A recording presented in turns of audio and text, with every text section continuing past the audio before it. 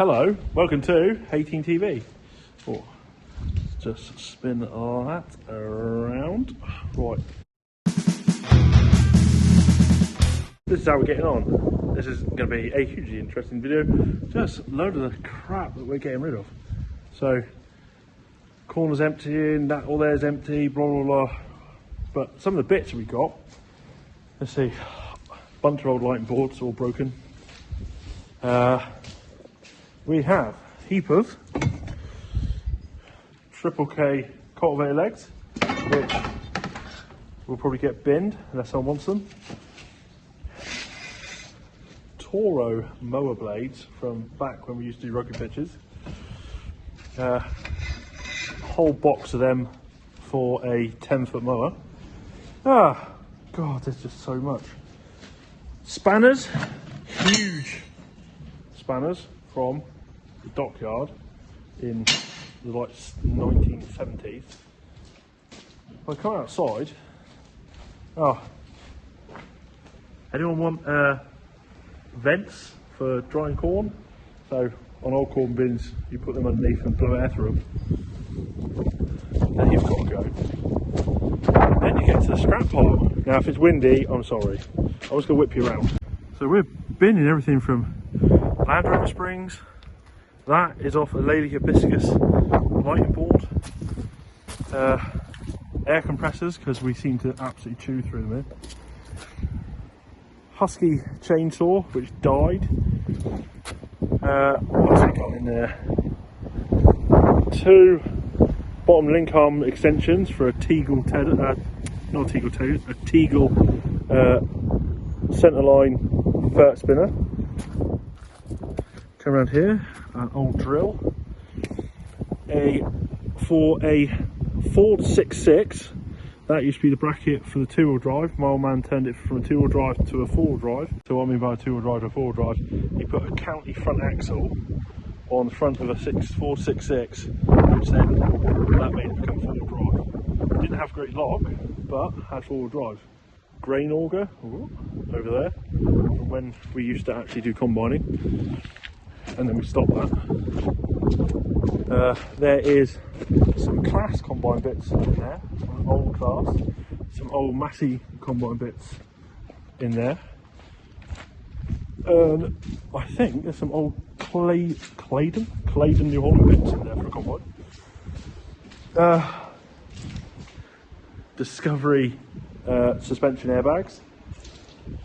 Yeah, it's a bit of, basically I thought, you know what, I haven't filmed anything for a few days. I would basically just show what we've been up to. So that racking's gone. We're going to scrap all racking because racking's been in for like 10, if not 12 years. And with all the weather that's always come in the shed, they've all got really rusty. So not safe putting it back up again. So that one's coming down. Well, that one's coming down. That is another scrap air compressor because we've got a bigger air compressor over here in the next section, being behind that bit that Adam put in ages ago. Then we've got all the tools. So that's all masonry stuff. That's all got to be moved. That tyre machine's scrap. That is definitely not safe to use. Then we've got a, I don't know if you guys can see this, I'll dig it out. So that is the turnover mechanism shaft for a Ransom turnover plough, which is here stored. Don't know if it's any good anymore, but that's what it is. Then we got 2 Massey 690 2-wheel drive wheel weights underneath here, which will get, I can't dig them out now, I need both hands. So that's some of the stuff still to go through. I'll take you up to what we sorted out. On the walk, if you haven't yet done so, please subscribe. Ring the bell, that'd be awesome. But if you want to support our channel, give us a thumbs up, that'd be amazing. So this is all the stuff that we've kept so far. I wouldn't say crap, but when we go to our new shed, when it's up, which I'm going to talk about in a minute, what's going on here, because loads of you asked. So, cans of oil, some very old cans of oil, but we've got some useful places for that. Steel work for, eventually you want to get loads of boxes of the parts boxes that we can put on the wall. We've always had the panels, but we've never put them up. But that would make everything way tidier and we'd be able to find stuff. Because because quite often we end up going buy more stuff when we've already got it. Then, by the way, if you're local to us and have any of these machines, you're welcome to come and get some of this stuff. Like, not for free, but you know, there's parts here. So we've got Lely and nylon conditioner fingers, 5 of them. Spares, don't have a Lely mower anymore. A bunch of Lely hibiscus raking tines. Spare Lely hibiscus raking arm. Then we've got in here, I'm going to flip you around, more raking tines. Somewhere in the mix of everything, it might be here, we've got, yep, new Lely Splendomo belts. A box of 3 of them, I think. We got a old purpose-made sprocket, which was actually sort of rectified from a motorbike sprocket onto a plate for a machine we used to have, and we never fitted it, but that, believe it or not, costs 350 quid, so we just feel robbed to get rid of it, so it's now a bit more of an ornament. Lifting gear which is already gone or going. Here's something I acquired a long time ago. We've got these lifting strops from a mate of mine's dad who used to work on deep sea diving and on the nuclear subs. So this strop here is a 10-ton strop if you just use from end to end, right? If you have both strops looped, so you have it looped like that, that becomes a 20-ton strop. Not that we've ever used it yet, but you know, might come in handy. But that is a box of strops. Ford Ranger wheels, which are currently on Facebook Marketplace. Then we have a load of spare, so if anyone is in need of such things, we've got a hitch for a 550 McHale baler, along with stand, but the stand can fit all the balers. Then all the panels there, all the lighting panels and wide machine gear is off our Coon tethers, because we always end up take them off. More lifting gear. That is the cover, and yes, I know it's not on it. That's the upper cover on the postal borer, but it doesn't work with it on. That's the lighting board of a McHale small bale wrapper. We've also got a heap of tines off Lely Lotus tethers. It's just stuff on stuff down there.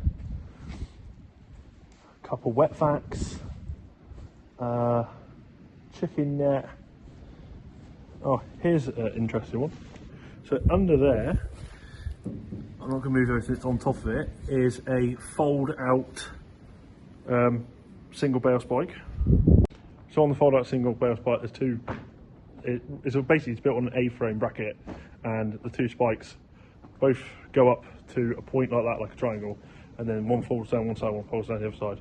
Enough to pick up one bale, but it won't pick up our big bales now because it just bend like cheese. But a 4-foot bale, absolutely fine. Then we've got basically factory parts back here, more factory parts, and an old Massey side panel.